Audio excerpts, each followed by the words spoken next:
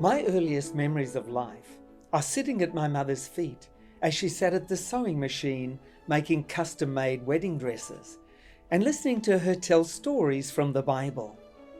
Those experiences shaped my life and remind me of the impact my mother has made on my life. Tomorrow is a special day in many countries around the world.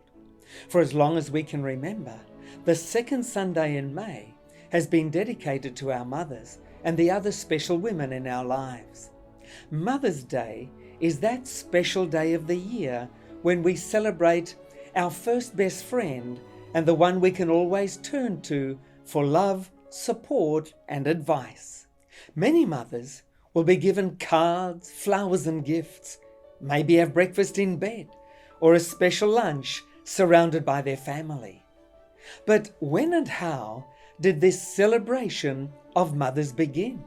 Well, the idea of honouring and celebrating mothers actually grew out of calls for peace and anti-war campaigns following the American Civil War from 1861 to 1865. Anna Jarvis is most often credited with founding Mother's Day in the United States, when in 1908 she held a church memorial to honour the legacy of her mother and all other mothers around the world. At this very first service, she handed out her mother's favourite flower, the white carnation. The idea became popular, and at first, people began to observe Mother's Day when attending church and by writing letters to their mothers. Soon it also included cards, flowers, and gifts. By 1914, US President Woodrow Wilson officially declared the second Sunday in May to be Mother's Day. This special day soon spread overseas and to Australia and New Zealand. Mother's Day was first celebrated in Australia in 1924. Sydney woman Janet Hayden started the tradition after becoming concerned for the mothers who had lost their sons in the Great War, wives who were widows, and women who had lost their hopes and dreams of marriage and a family after the losses in the trenches of World War I. Initially, Mother's Day was to promote peace and honour women's role in society. But over the years, it has become an occasion to recognise the role of mothers and a time for family reunions. Today, Mother's Day is a day for all women. Each of us has a mother, and there is no role in life that is more essential and important than that of motherhood.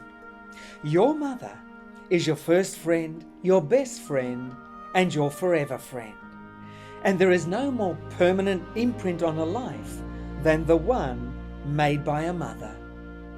A mother's sacrifice and unconditional love has the unique and powerful ability to guide and shape children's lives for eternity.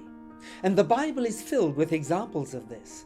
The stories of Sarah, Rebecca, Rachel, Jochebed, Hannah, Elizabeth, and Mary. They remind us that a mother's love for her children is one of the strongest and most mysterious forces in the world. That mother's love carries her through the pain of childbirth.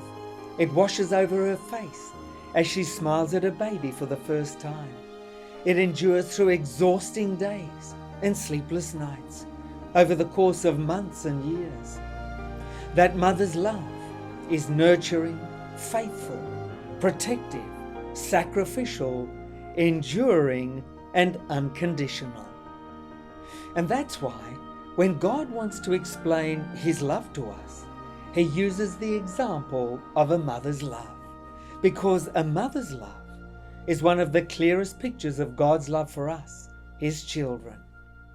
And so, to my mother, who is in a nursing home today and whom I can't freely visit because of the COVID-19 lockdown, and to all the mothers and women in our world, we love you and honour you.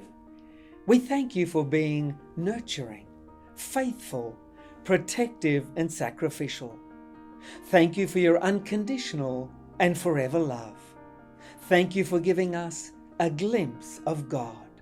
And may God abundantly bless you and give you peace and happiness now and forever.